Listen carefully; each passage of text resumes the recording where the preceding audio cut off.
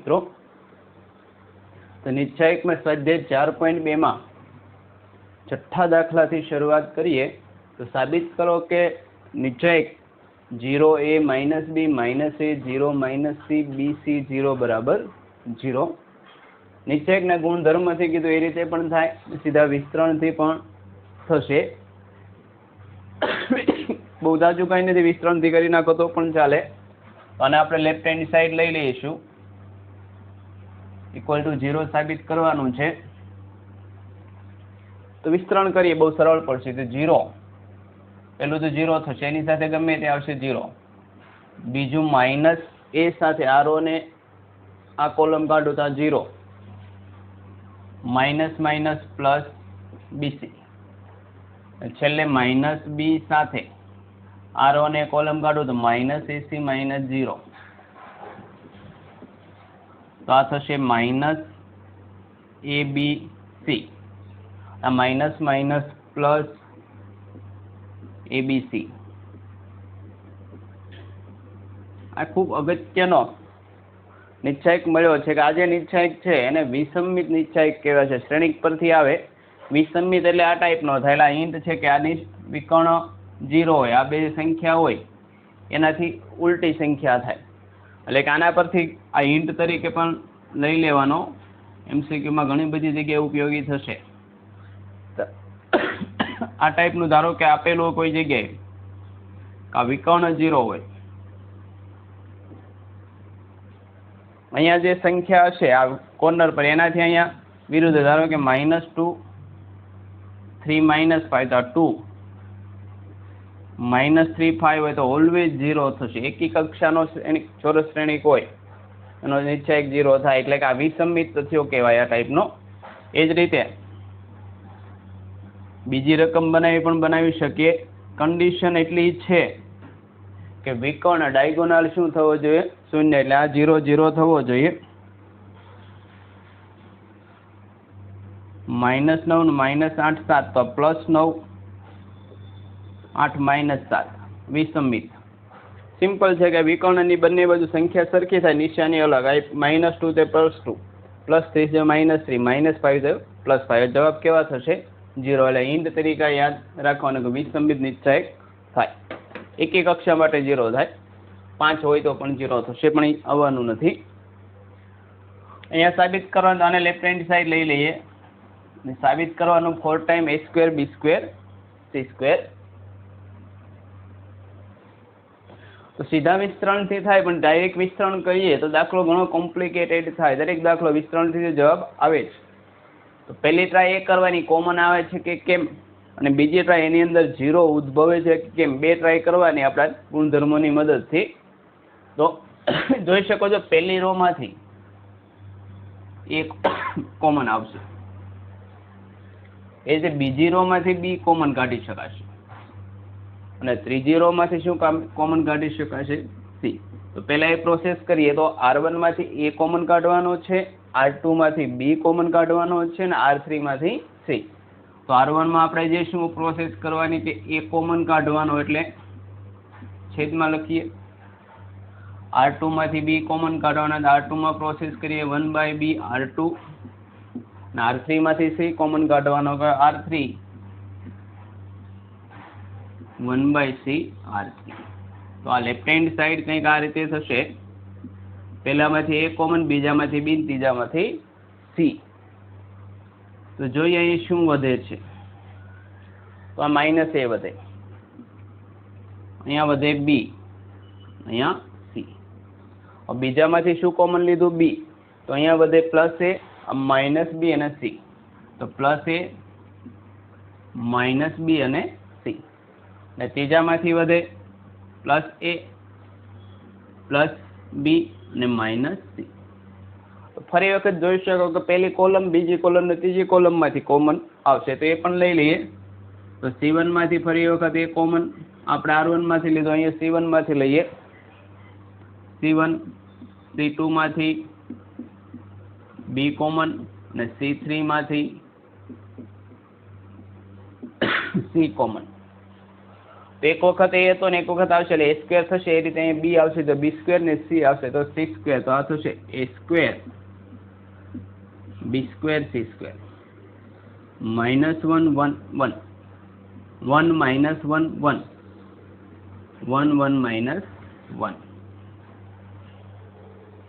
વિસ્તરણ કરી શકો, પણ હજી આપણને થોડોક આઈડિયા આવે કે અંદર 0 લાવવાના, વિસ્તરણમાં તે કંઈ બહુ એવું છે નહીં, 0 લાવવા છે તો કઈ રીતે 0 ઉદ્ભવી શકે એ ટ્રાય માટે.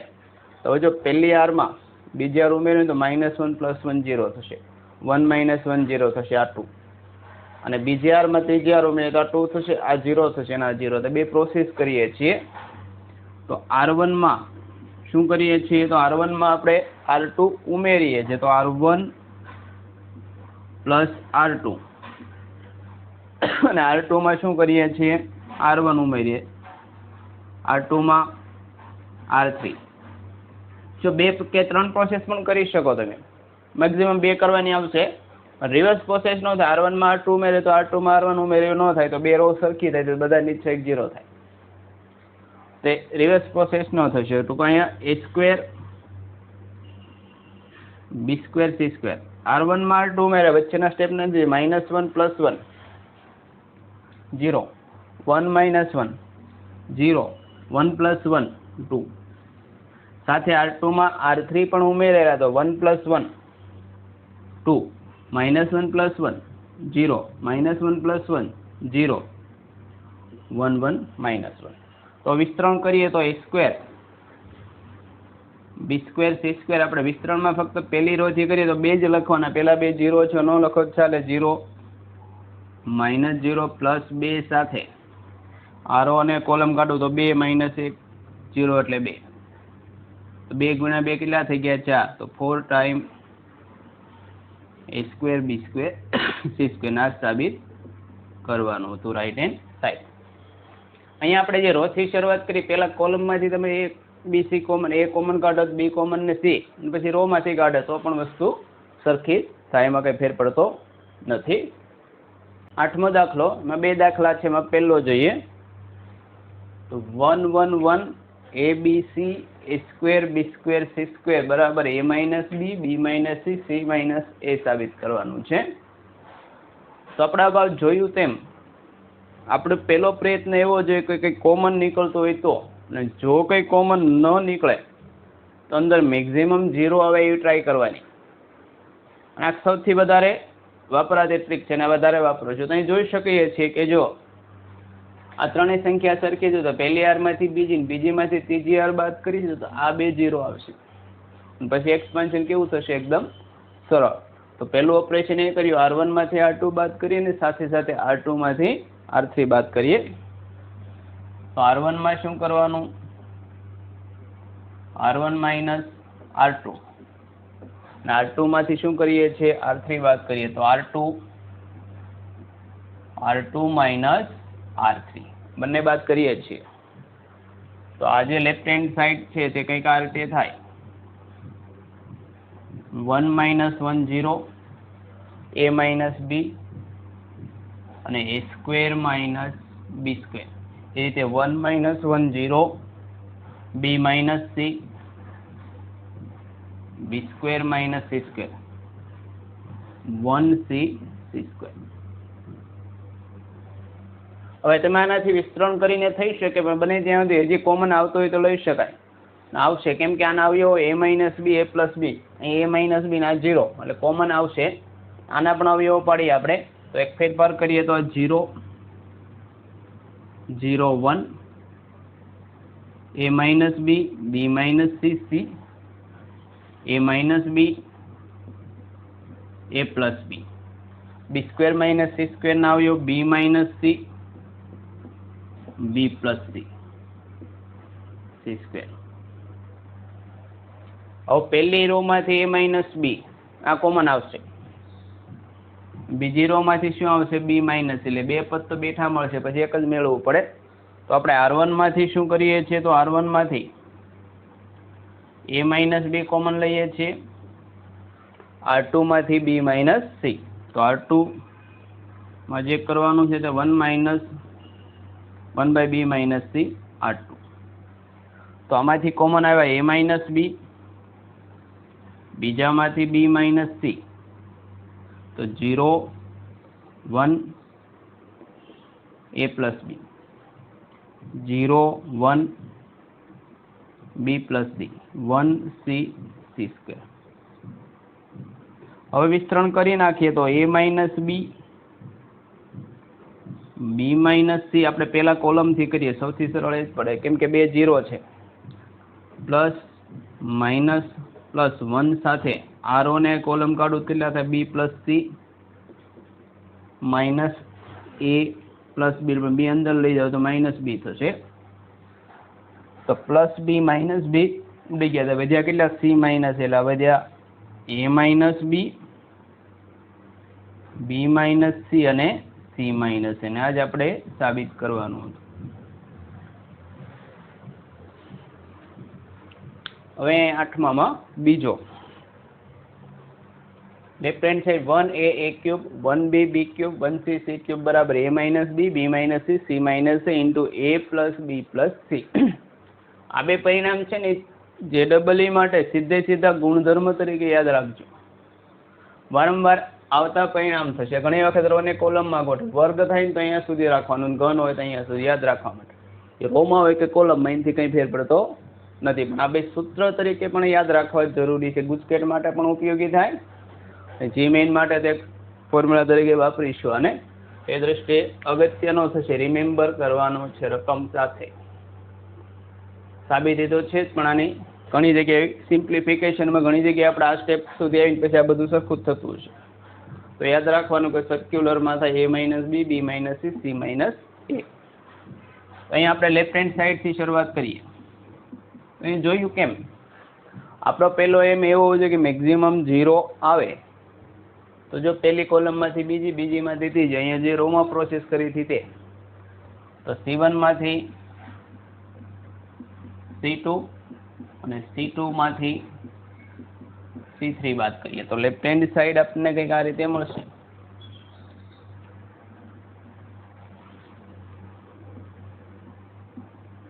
C1 માઇનસ C2 એટલે 1 માઇનસ 1 0, બીજું a માઇનસ બી, ત્રીજું a ઘન માઇનસ b ઘન, એ રીતે 1 minus 1 0, b minus C, b ઘન માઇનસ c ઘન, અને છેલ્લે આમાં કોઈ ફેરફાર નથી, 1c c ઘન. હજી પહેલી રો થી તમે વિસ્તરણ કરી શકો, પણ જવાબમાં બને ત્યાં સુધી આવું કાવું છે કે કોમન લાવવાના. તો અહીં આપણને ખબર કે a ઘન માઇનસ b ઘન અવયવમાં a માઇનસ બી અને b ઘન માઇનસ c ઘન અવયવમાં b માઇનસ સી આવશે. a માઇનસ બી કોમન આવશે એટલે પહેલા કોલમમાંથી કાઢી શકો, અહીંથી બીજા કોલમમાંથી કાઢી શકીએ. તો આ વિસ્તરણ કરીએ ફક્ત અહીંયા 0 a માઇનસ બી, a ઘન માઇનસ બી ઘનના અવયવ તો a માઇનસ બી, અહીંયા શું આવે a સ્ક્વેર, માઇનસ હોય તો પ્લસ, આ બંનેનો ગુણાકાર ab, છેલ્લે તો પ્લસ હોય કે માઇનસ પ્લસ જ આવે. એ રીતે 0 b માઇનસ સી, આ b minus C, B square plus BC plus C square, અને છેલ્લે તો 1c ને c ક્યુબ. હવે પેલા કોલમમાંથી a માઇનસ બી અને બીજામાંથી b માઇનસ સી કોમન કાઢીએ તો C1 માંથી આપણે કોમન કાઢીશું a માઇનસ બી, અને C2 માંથી કોમન કાઢીશું b minus C.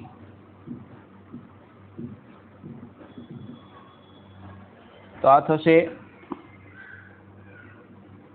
a minus બી,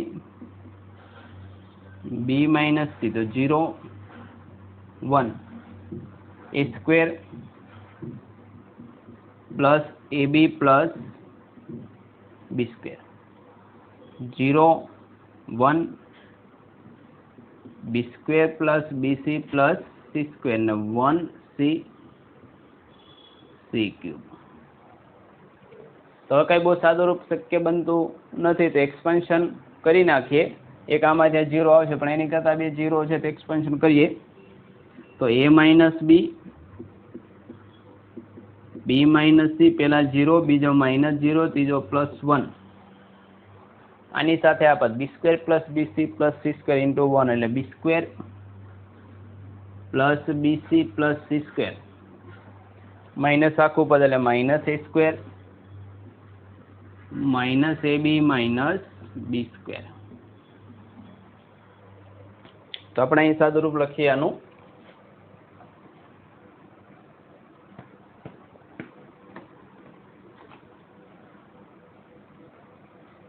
હવે જો અહીંયા સુધી તો લખી જ નાખું કે એ માઇનસ બી બી માઇનસ સી. અહીંયા સાદા રૂપમાં બી સ્ક્વેર પ્લસ ને માઇનસ બી સ્ક્વેર સામસામા ઉકળી જશે તો વધે જે બી plus C minus A square minus A square minus A બી. તો આ બંનેને ભેગા એક પદમાં લખું છું. તો આ રીતે લખું છું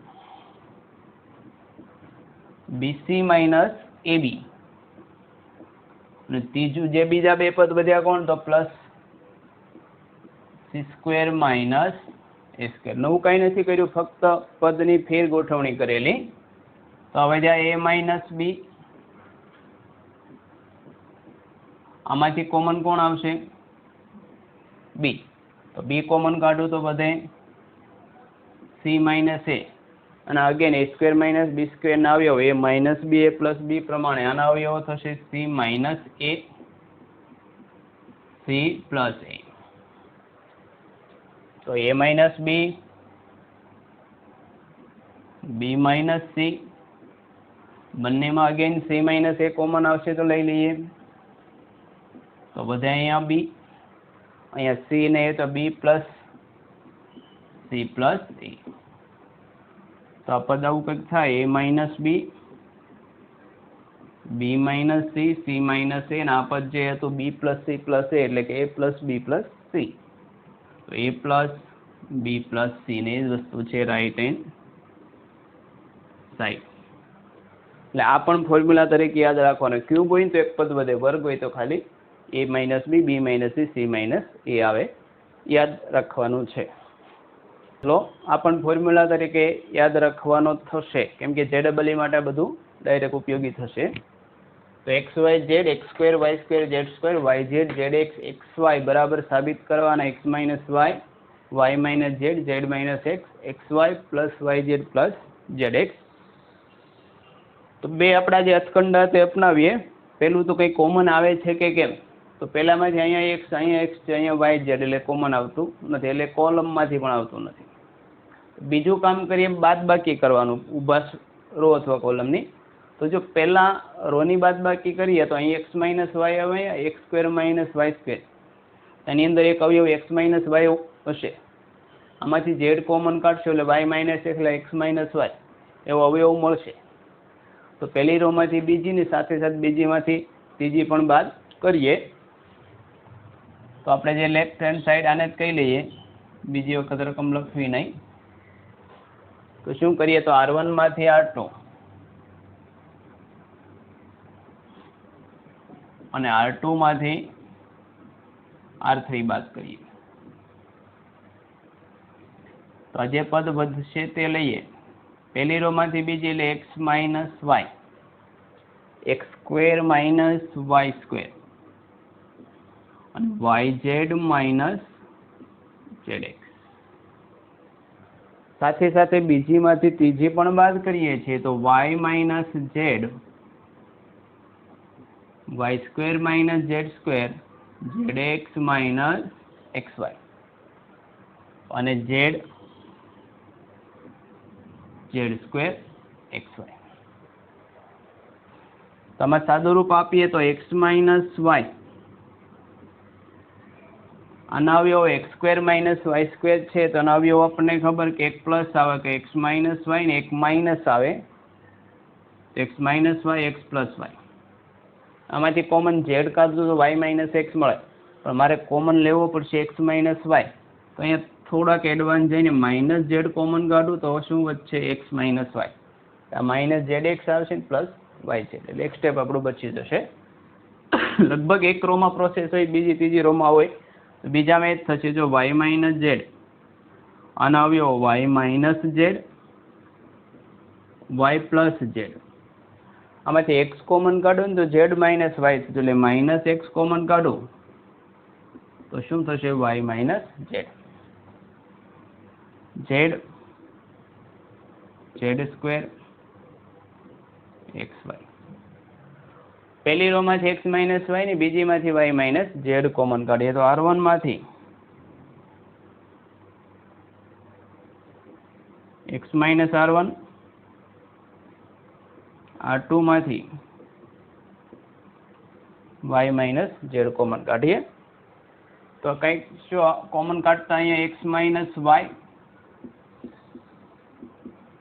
માઇનસ ઝેડ આવશે તો બધે કેટલા 1 X plus Y minus Z. 1 X plus Y minus Z. અહીંયા 1 Y plus Z minus X. આ Z Z square X Y. Z Z square X Y. Expansion થઈ શકે એવી રકમ આવી ગઈ, પણ હજી એક આપણે બને ત્યાં સુધી 0 લાવવાની ટ્રાય કરીએ તો પહેલી રો માંથી બીજી રો બાદ કરશું તો એક વખત 0 ઉદ્ભવી શકે. તો હજી એક પ્રયોગ કરીએ તો R1 માંથી શું બાદ કરશું R2. તો વધ્યા X minus Y minus Z. પહેલી રો માંથી બીજી રો બાદ કરું તો 0 X plus Y minus Z એટલે વાય વાય ઉડી ગયા X minus Z minus Z minus minus plus X એટલે ખરેખર તો એક્સ માઇનસ ઝેડ જ છે. બીજો કોઈ ફેરફાર નથી. 1 Z Y plus Z Z square.